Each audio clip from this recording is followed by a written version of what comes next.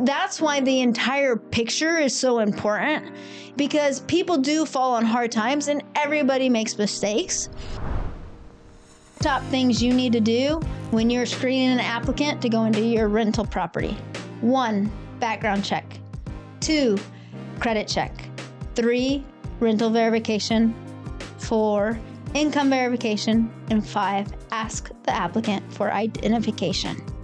Now, Daniel, why are these things so important? It makes a difference who you rent to. So screening the resident is the first step to have a successful long-term relationship for the life of the lease. So that's the very first step. Is if you don't screen the resident, you're going to let anybody off the street there, and you don't know how they're going to treat it. You don't know if they're going to go trash it or damage it. So to prevent those things, that's why we have screening. That's a good point that you brought that up. Industry is actually going away from verification. The trend in the industry is people are starting to move away from doing rental verifications. Yes. So I went to a conference and there's multiple management companies that have decided to, I don't need to do rental verification. And what is their reason why? Is it a fair housing issue, or is it because they just don't want to take the time?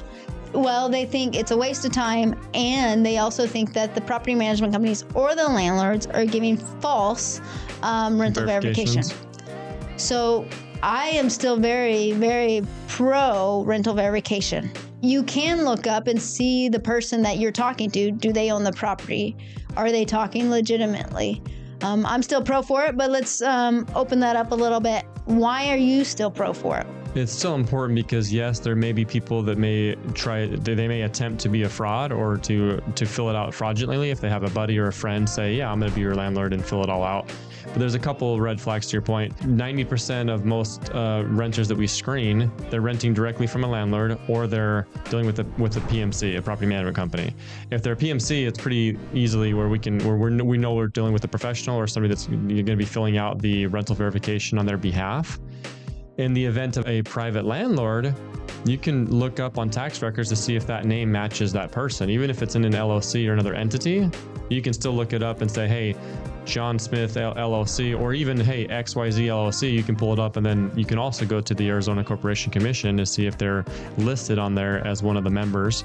Those are all questions to ask deeper. If the name of the property manager or the landlord doesn't match, those are red flags. 100%. The other thing that people have stopped doing is credit checks. There are some PMCs out there or landlords that said, I don't care about credit checks. I still feel like it's very important to do a credit check because you can see the type of person you're putting in your property. You can see, do they have late payments on their debt? 9 times out of 10, someone's going to have some sort of debt.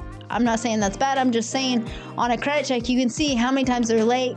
You can see if it's a habitual lateness. You can see what they're late for. We might disagree on this, but going back to the credit check part, there's a reason why they're renting, and part of that could be because they don't have the most stellar credit.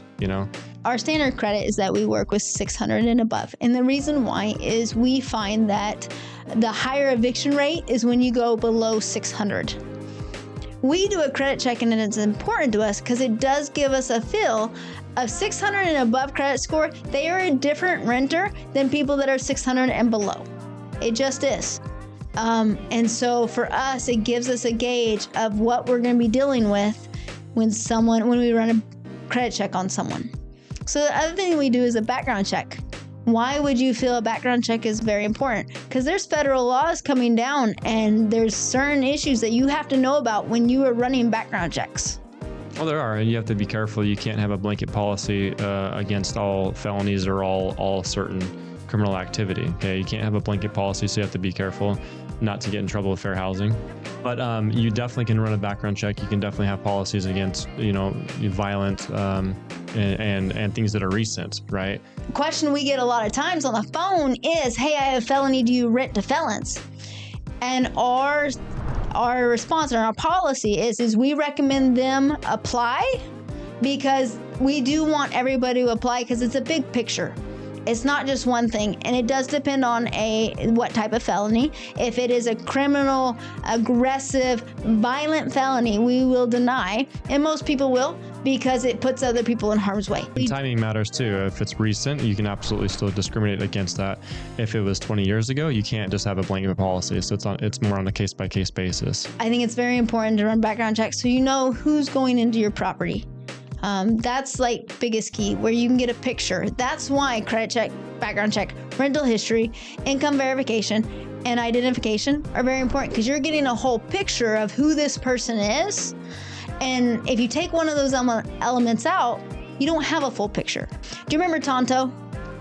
Mm-hmm. Okay. Do you remember the first guy you put into one of the units at Tonto? He had a criminal history. He was in jail for a long time. Oh. Tonto.